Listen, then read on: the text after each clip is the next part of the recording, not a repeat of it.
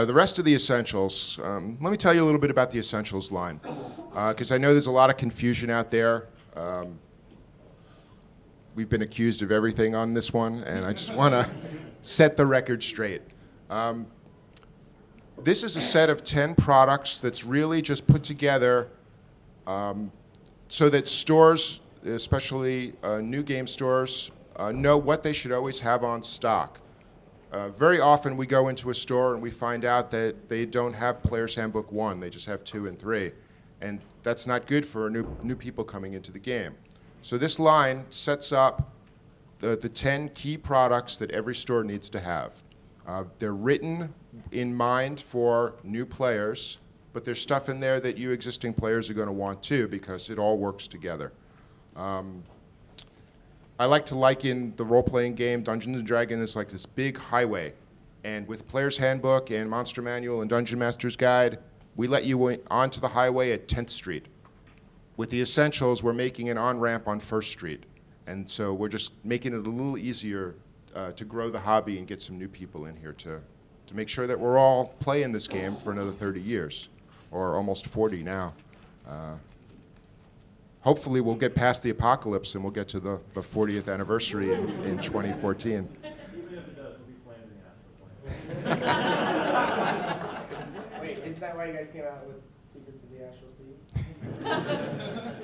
With Heroes of the Fallen Land, this is one of 2 player-oriented books for Dungeons & Dragons. And while I worked on it, I want Mike to tell you about this one.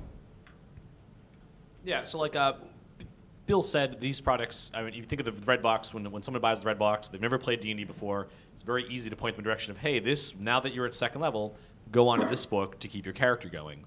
But so while it's aimed at new players, there's also essentially new builds for the 4 core classic classes. You know, fighter, cleric, wizard, and rogue. I almost said magic user and thief. The thief, though, is one of the builds. And just the basic idea is, if you think of the Beastmaster Ranger from Martial Power, these builds are a lot like that, in that they introduce new mechanics, and if you go with that build, you're going to look a lot different in some ways from other members of that class, but you're still a member of that class. If you're playing a cleric in this book, you can still take powers from any other book we've done. If you're playing a fighter, you won't have daily powers, and you'll have stances instead of at-wills, so there are some differences, but there are still, in your utilities and feats, it's completely interoperable. I read somewhere, I think Trevor Kidd, one of the guys who works on our website, Trevor, stay down. Yeah, hey, Trevor. But he said something very important, that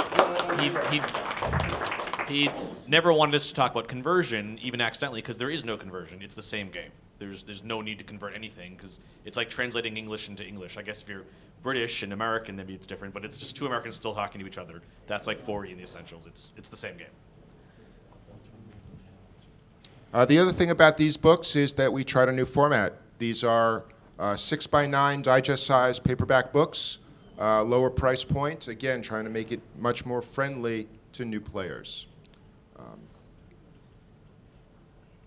Also in September, the Rules Compendium, and I'm going to let Jeremy talk about that because that was his baby. The Rules Compendium, as you would guess by the name, is a compendium of all of the core rules for Dungeons & Dragons. And so this book includes the rules that you would expect to see in the Player's Handbook, but also the Dungeon Master's Guide, and even material you would see in a monster book. It's organized in a way that should be easy to reference.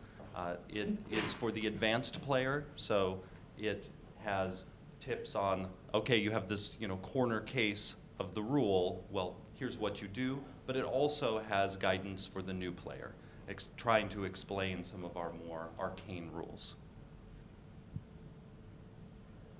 And again, it's in that 6x9 format so that you can much more easily portable and quick reference, easy to look stuff up. Oh, and they lay flat. Yes, John, we did a lay flat binding. So with these books, you can lay them flat, and there they go. You were supposed to kick me under the table. Okay. And the other Essentials product coming out in September is our new line. Well, they're not. It's our master sets of dungeon tiles. These are 2-inch thick boxes that have 10. Do we remember? 10, 10 dungeon tiles, 10 sheets of dungeon tiles. The box has a grid on it as well, so that you can make 2 levels if you use the box. And I think we did the staircase in this. I think there's a staircase that we put in this set. The dungeon is the classic dungeon crawling pieces, and this will always be around. So unlike our more heavily themed dungeon tile sets, which we do 1 printing of, they come into existence and then they're gone, this will always be available for dungeon masters to go pick up. And finally, our new miniature set will hit in September. We have, you can go see this down in the booth. It's in the glass window by the register. Go after the big line in the morning and you can go and examine the pieces. But Lord of Madness is our next huge set, and that's about to hit. In October, we have the Dungeon Masters kit. And this is the first, well, I guess it's the second box product, not counting the, or counting the dungeon tiles, for the Essentials line. And let's let Jeremy tell you about this since he worked on it too. The Dungeon Masters kit is meant to have everything in it to get a DM started dungeon mastering Dungeons and Dragons. So it includes not only a digest-sized book of rules, guidelines for DMing and whatnot, but it also includes starter adventures, it includes battle map, tokens, and it also includes a DM screen. All of that is in this one box. So these boxes were trying to outweigh each other, from the Castle Ravenloft to the Dungeon Masters kit. They almost feel like they come with bricks. They're very heavy. Also, something new, well, something old and new again. In October, the D&D Gamma World role-playing game. This was a really neat experiment we decided to try, and probably the best person to talk about this is Steve and Greg, so I'll let them both chime in. Yeah, the Gamma World, how many of you are familiar with Gamma World? Little post-apocalyptic nuclear mutant action stuff going on? It takes place in 2013. Yes. We had a lot of fun with this book. It does also take a little bit of a lighthearted turn. When is the Gamma World presentation? Did we already do that, the seminar? Later today at 4, we're going to have the seminar, and there'll be lots of information there. But we also designed this with the D&D game system in mind. We have character generation that is completely different than the way you generate a typical D&D character. Awesome. And it's awesome. It's very fast. We wanted it to be fast so that when your character inevitably dies, you could roll up a new character and be ready by the next encounter. But He's not joking. I'm not joking. It is almost as simple. It might be as simple as rolling 2 dice to determine your theme, whether you're part plant or cockroach or android or pyrokineticist or something, and then rolling 3d6 in order to determine any ability scores that hadn't been generated yet. So it's pretty straightforward. Your powers are based on which themes you have.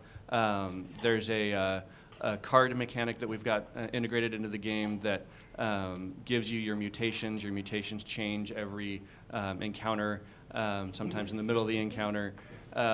There's a tech deck that you draw for your treasure, so you can get fusion rifles and grenades and robots that don't work and things like that, toasters. So yeah, it's really fast to set up and it's fun to play.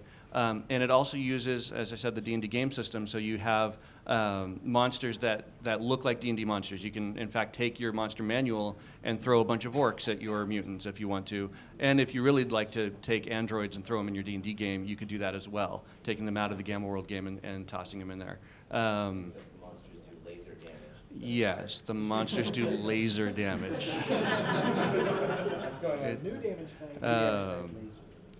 Two new damage types, laser and physical, 2 new damage types. Bomb damage, no. Usually that's force or thunder or both. So yeah, it was a lot of fun to work on. The box has everything you need to play the game. It's got the card decks for the The initial card deck for the mutations and the it doesn't have dice. Sorry, almost everything you need to play the game. You need dice. We assume most of you have those. Yes, but it's got the rule books. It's got token sheets for all the monsters. But I'll let Greg say a few things. What's Left, yeah. In my experience, Gamma World's a very story-driven experience. I've been running it weekly for the last couple of months. I think Trevor here has gone through a couple characters. The alpha mutations are really exciting. Kind of some of them are kooky and crazy. From you explode and do damage to people around you. But it also has some, it encourages improvisation, sort of randomization. There's a lot more just kind of rolling randomly to determine what gear you might find or what ancient junk you loot from somebody's glove box. Even the rolling ability scores, going back to the old 3d6 rolling for ability scores. Of course, that's tweaked a little bit to make sure that you can still actually be effective in combat. But it really kind of embraces an old school role-playing style with some sort of new school built into that. I think it's been a lot of fun.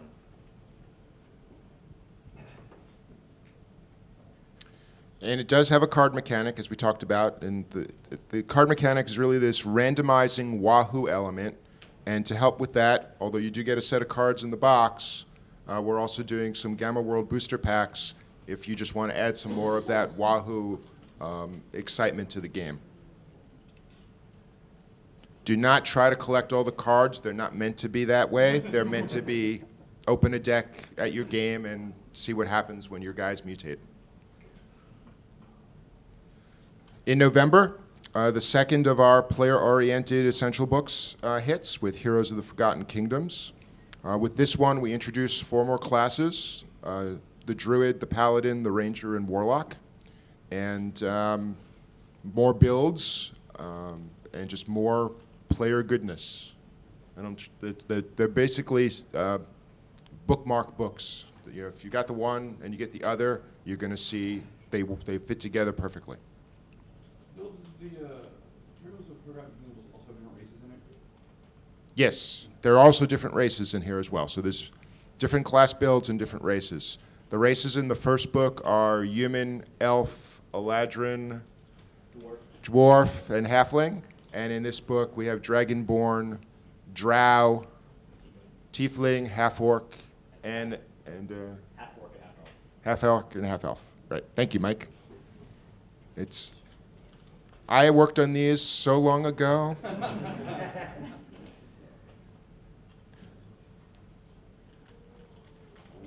A stray line there. Also this month is the Monster Vault. Monster Vault is another box full of monsters. Greg, you want to talk about that one? Sure.